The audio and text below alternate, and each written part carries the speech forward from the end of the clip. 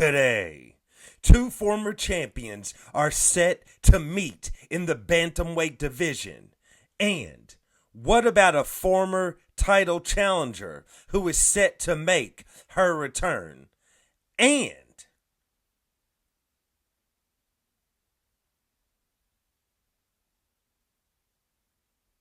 if Jon Jones or Stipe Miocic get hurt, will either one of them fight Tom Aspinall for the heavyweight championship of the world? All of this and more on today's episode of Matter of Fact MMA. What's up? What's happening? Let's go. What's up, guys? We right back at it. We right back with it. It's your boy Matt, and we are here to go over a couple of things going on in the MMA world, in the MMA sphere. Not to be confused with the Las Vegas sphere. So, let's get into it. So, let's start out with a couple of fights that were just recently made. At the tippity top, as I said, as I check my Nizotes, Petr Yan, former bantamweight champion of the world, is set to meet Deiveson Figueiredo, the former flyweight, two-time flyweight champion of the world, at bantamweight. Look, man, this is a huge fight. A lot of things going on here. So, let's start out with Deiveson Figueiredo. Deiveson Figueiredo has looked awesome since he entered the bantamweight division, up a weight class from where he normally fights at. He's been looking great. With that being said, now we see kind of where he sits in the division. We're all kind of wondering, Deiveson was already calling for a title shot after his last win. We're all kind of wondering, where is Deiveson going to fit in? Does he need another big fight, another major win to challenge for the bantamweight championship, or what's going to happen there? We now know that the UFC is looking like, look, dude, here's the deal. We got this out of his mind, crazy James Bond villain style Russian named Petr Yan. If you go out there and you defeat this guy, then we'll throw you in there with Merab, we'll throw you in there with Sugar Sean, we'll throw you in there with somebody, but you're getting a title shot, you know what I'm saying? You're leaving up out of here with something.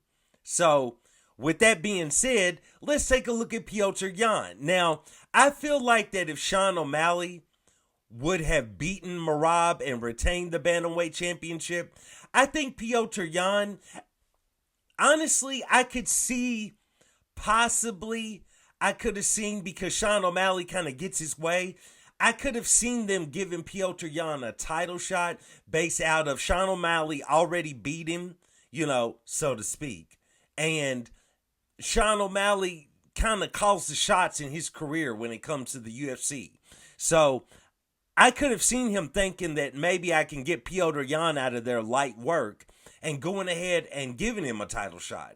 You know what I'm saying? Whether or not he deserved it or not, I could have seen that. The same way if Sean O'Malley would have won,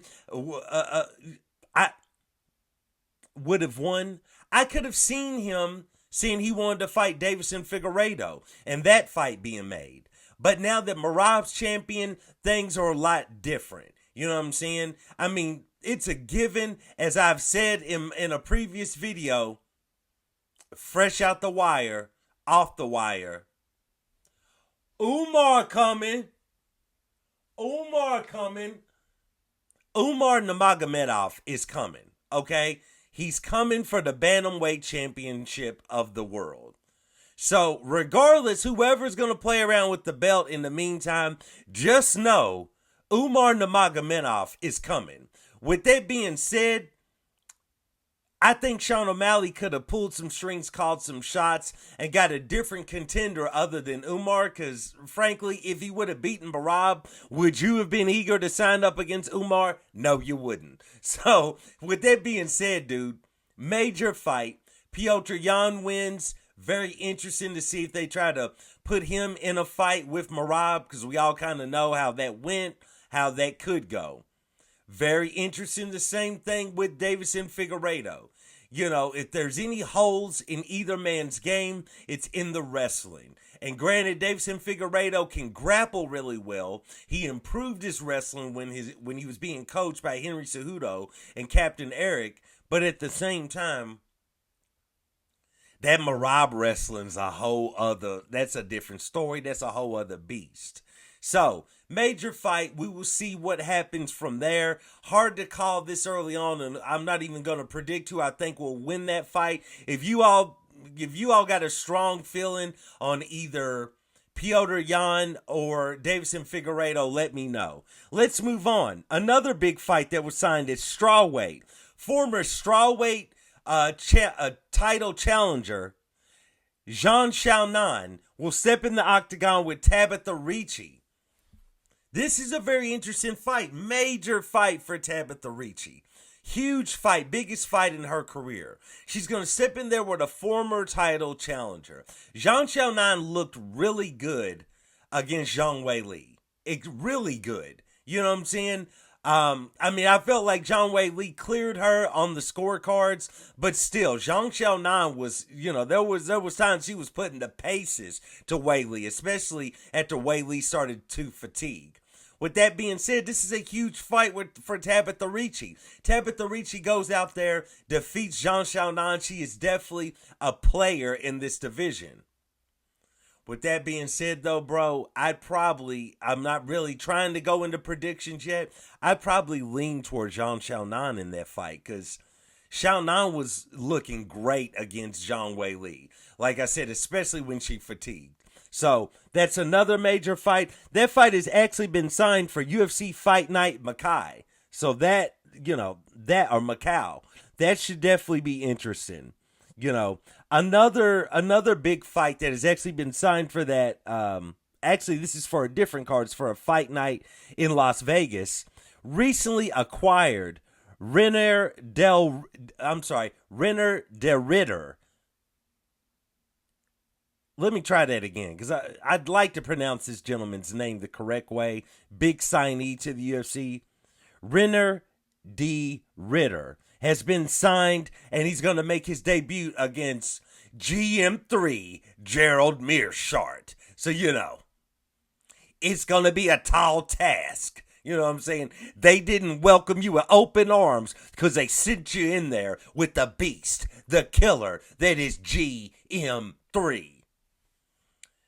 Renier is an outstanding fighter, outstanding striker, outstanding kickboxer, and he has been acquired, I believe, from One Championship, former champion at One.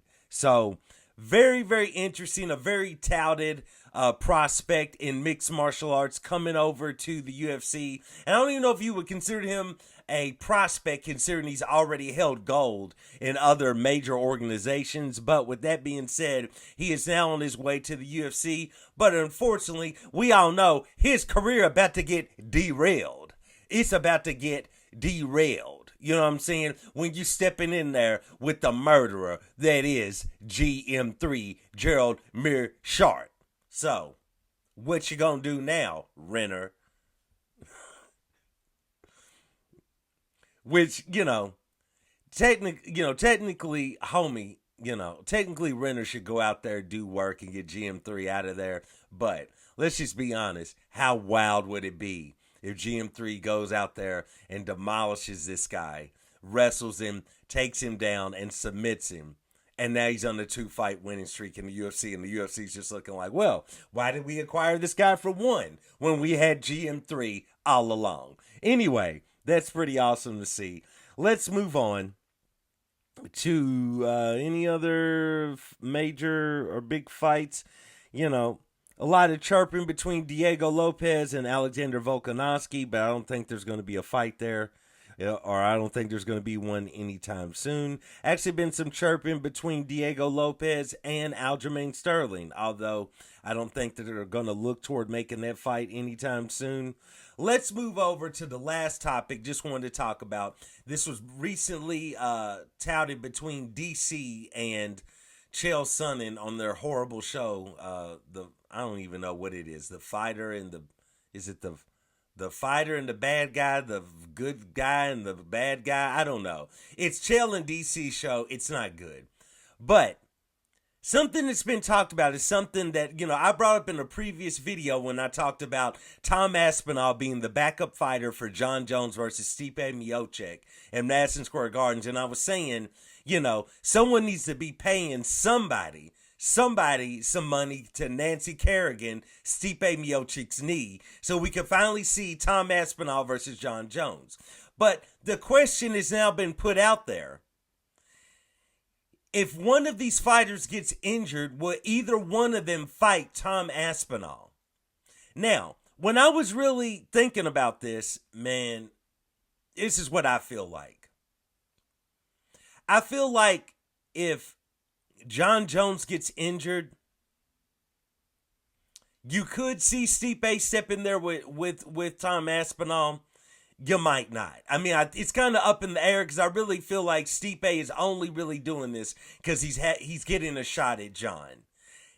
To fight Tom, I don't know if I can see Stipe just manning up and going ahead and going in there and fighting him. I mean, Stipe didn't really seem to be bothered when Jon got hurt in the last fight and Tom stepped in there with Sergey Pavlovich. So with that being said, I'm not sure. I could probably see Stipe going ahead and stepping in there, making this his last hurrah, his final chance, final fight in the octagon. But let's move over to the other side. Would Jon Jones step in the octagon with Tom Aspinall if Stipe gets injured or pulls out of the fight? And in my opinion, if it happens 2 to 3, 4 weeks ahead of time, no. I don't feel like Jon is going to man up. I don't feel like he's going to step up. I don't feel like he's going to nut up. Whatever type of up you want to pull out, I don't feel like he would do it. If it's 2 to 3, 4 weeks out from the fight and Stipe pulls out or gets injured and Tom is set to replace him, I don't think Jon does it. Now, as I spoke about in my previous video, there is a chance. If it's like the week of the fight, 5 days out, 6, 7 days out, I think there's a world where Jon Jones might still step in the octagon and face Tom Aspinall. There's a world. I wouldn't give it above a 50% chance.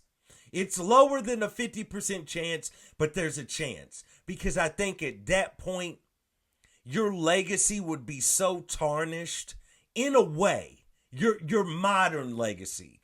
The old legacy of Jon Jones and his GOAT status, it is unrivaled. It couldn't be challenged. But modern times, modern fans, his modern legacy since dropping the light heavyweight championship would definitely be in jeopardy if he's set to face Tom Aspinall because Stipe pulled out. And it's like 5 days before the fight, 4 days before the fight, 7 days before the fight, and Jon pulls out. I think he's going to have a major problem. I know Jon doesn't seem to be fazed by a lot of the backlash and things that come from fans, but I honestly believe that coming from his peers, coming from other fighters who always, side with Jon as being the GOAT of the sport, I think a lot of that might weigh heavy on Jon Jones, and we could see him possibly step in the octagon with Tom Aspinall in that scenario. As I've already spoken about before, Dana White, if you're listening, Dana, you're like 400 million up. Please set a little money aside. How much would it take? To the proper broke person, 50K, 20K, 30K. Man, you got that. It's chump change. It's pocket change for you, Dana White. You want to get a professional to do it? Maybe you might have to go up to 80K or 100K. Pay someone who's down on their luck. You could pay me to do it. I'd probably be willing to do it. Dana. Pay somebody to go out there. Maybe a little banana peel on the ground, a little, Dawn liquid detergent, on the floor when Stipe's not looking. Big slip, wham! Stipe's out of the fight. We could possibly get Jon Jones versus Tom Aspinall. Dana White, let's make it happen. Nevertheless, man, in my opinion, final say so, if it is 5 days and less, I'll say, let's say 5 days and less, I think Jon might go ahead and take that challenge and step in there with Tom Aspinall if Stipe pulls out. If it's over that, if it's over 5 days, over 7 days, if it's a couple weeks out, I think Jon is like, no, I'm not stepping in and fighting Tom Aspinall on short notice. So we will see how that will I'll turn out. Man, we're moving into UFC France this weekend. So, Benoit Saint-Denis stepping in there with Money Moicano, Renato Moicano. So that's definitely going to be an interesting fight. Just wanted to stop in, let you guys know about a couple of things kind of floating around the MMA landscape, MMA sphere. So please let me know what you think. Let me know who you have winning the fights I talked about. And also let me know, do you think Jon Jones would step in the octagon with Tom Aspinall if Stipe pulls out? Would Stipe face Tom? Let me know what you think. Please like, subscribe, comment, and I do want to thank you for joining me for another episode of Matter of Fact MMA. And I'll check you next time. Peace.